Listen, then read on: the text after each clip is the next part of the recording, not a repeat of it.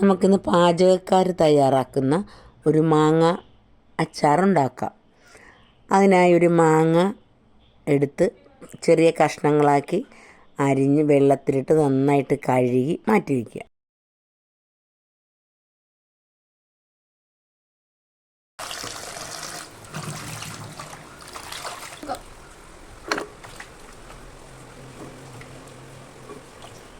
ഒരു പാനടപ്പത്ത് വെച്ച് കുറച്ച് എണ്ണ ഒഴിച്ച് ഈ അരിഞ്ഞു വെച്ചിരിക്കുന്ന മാങ്ങ നന്നായിട്ടൊന്ന് വാട്ടിയെടുക്കുക. കൂടുതൽ ഉടഞ്ഞു പോകാതിരിക്കാനാണ് വാട്ടുന്നത്.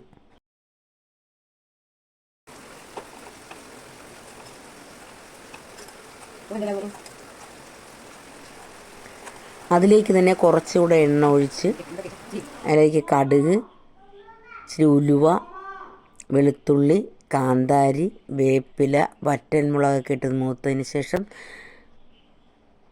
ഒരു സ്പൂൺ മുളക് പൊടി, ലേശം മഞ്ഞൾ പൊടി, ഒരു സ്പൂൺ മസാലപ്പൊടി ഇട്ട് നന്നായിട്ട് വഴന്നതിന് ശേഷം നമ്മൾ വാട്ടി വെച്ചിരിക്കുന്ന മാങ്ങ നന്നായിട്ട് ചേർത്ത് യോജിപ്പിക്കുക. പിന്നെ എണ്ണ തെളിഞ്ഞതിന് ശേഷം അതിനകത്ത് കായപ്പൊടിയും കൂടെ ഇട്ട് നന്നായി ഒന്നുകൂടെ നന്നായി എണ്ണ തെളിഞ്ഞ് എല്ലാം കൂടെ കൂട്ടി യോജിപ്പിച്ചതിന് ശേഷം ഇറക്കി വയ്ക്കുക.